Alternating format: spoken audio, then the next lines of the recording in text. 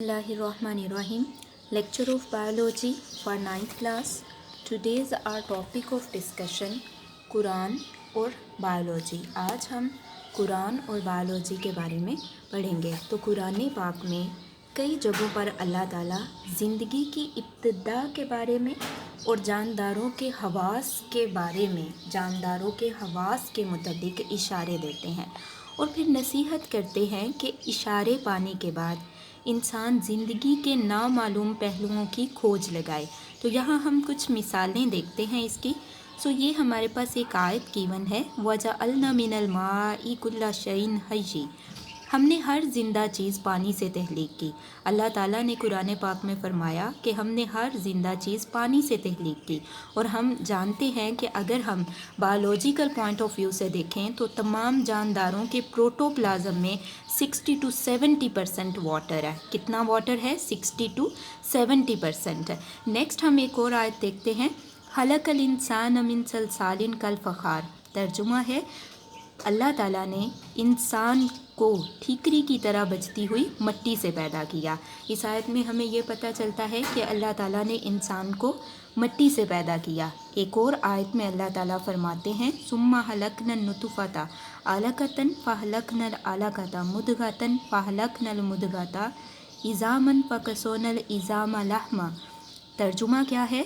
फिर हमने उस नुतफ़ा को खून का लोथड़ा बनाया, फिर हमने उस लोथड़े को गोश्त की बोटी बनाया, फिर हमने उस बोटी के बाज़ हिस्सों को हड्डियाँ बनाया, फिर हमने हड्डियों पर गोश्त पहनाया. तो इससे हमें क्या पता चलता है कि सबसे पहले एक नुतफ़ा, फिर उससे खून का लोथड़ा और उस लोथड़े से गोश्त की बोटी, फिर उस गोश्त की बोटी से उस गोश्त की बोटी के बाज़ हिस्सों को हड्डियाँ बनाया और फिर क्या किया कि हड्डियों पर गोश्त पहनाया. जब हम इन दोनों आयात में दिए गए इशारों को देखते हैं तो हमें इंसान की तहलीक के दौरान होने वाले वाक़यात का इल्म मिलता है. तो यहाँ से हमें ये पता चलता है कि इंसान की तख्लीक किस तरह से हुई. नेक्स्ट हम एक और आयत देखते हैं. आयत है, वल्लाहु खलक़ा कुल्ला दाब्बतिन मिन माई फ़मिनहुम मन यमशी अला बत्नी व मिनहुम मन यमशी अला रिजलैन व मिनहुम मन यमशी अला अरबाई यहलुकुल्लाहु मन यशाउ इन्नल्लाहा अला कुल्ली शैइन कदीर. तर्जुमा क्या है? अल्लाह ने हर जानदार को पानी से पैदा किया, सो बाज़ उनमें से अपने पेट के बल चलते हैं और बाज़ उनमें से 2 पाँव पर चलते हैं और बाज़ उनमें से 4 पाँव पर चलते हैं. अल्लाह जो चाहे पैदा करता है, बेशक अल्लाह हर चीज़ पर कादिर है.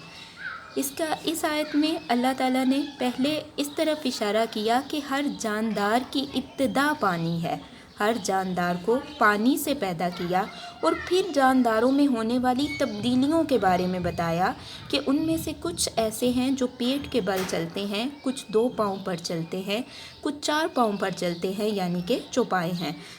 इस तरह से अल्लाह ताला कुरान पाक में ज़िंदगी की इब्तिदा के मुतल्लिक इशारे देते हैं.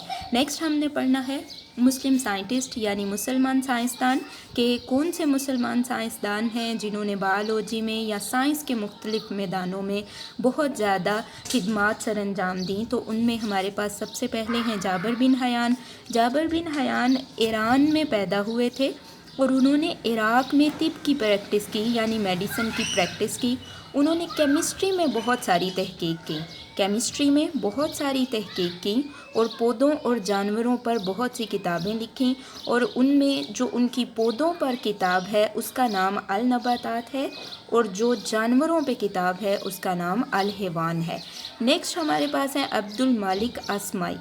अब्दुल मालिक अस्माई जो हैं, इन्हें पहला मुसलमान साइंसदान माना जाता है जिन्होंने जानवरों का तफसील से मुतालिया किया और बहुत सी किताबें लिखी, जिनमें अल अबील ऊँट, अल खील घोड़ा, अल बखूश जानवर और हलकल इंसान शामिल हैं. तो उनकी ये 4 बुक्स हैं.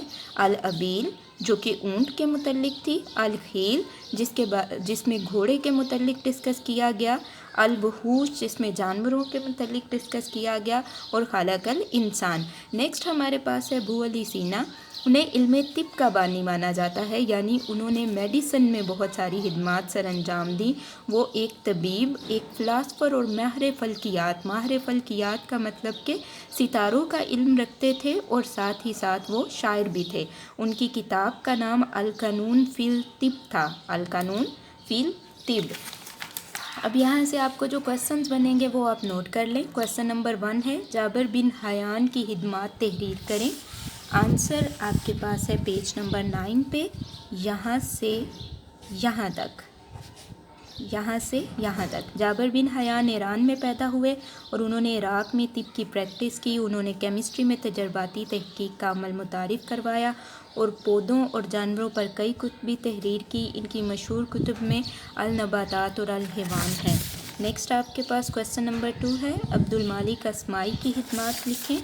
آنسر پیج نمبر 9 پہ ہے، عبد المالک اصمعی یہاں سے یہاں تک۔ انہیں پہلا مسلمان سائنسدان مانا جاتا ہے جس نے جانوروں کا تفصیل سے مطالعہ کیا۔ ان کی مشہور تحریروں میں الابیل، اونٹ، الخیل، گھوڑا، الوحوش جانور اور خلق الانسان شامل ہیں۔ کوسچن نمبر 3 ہے ہمارے پاس، ابو علی سینا کی خدمات تحریر کریں۔ ابو علی سینا کی خدمات تحریر کریں۔ آنسر پیج نمبر 9 پہ ہی ہے۔ ابو علی سینا، انہیں علم طب کا بانی مانا جاتا ہے۔ ابو علی سینا کو مغرب میں اویسینا پکارا جاتا ہے۔ وہ ایک طبیب، فلاسفر، ماہر فلکیات اور ایک شاعر تھے۔ ان کی ایک کتاب القانون فی الطب کو مغرب میں علم طب کے قانون کا درجہ حاصل ہے۔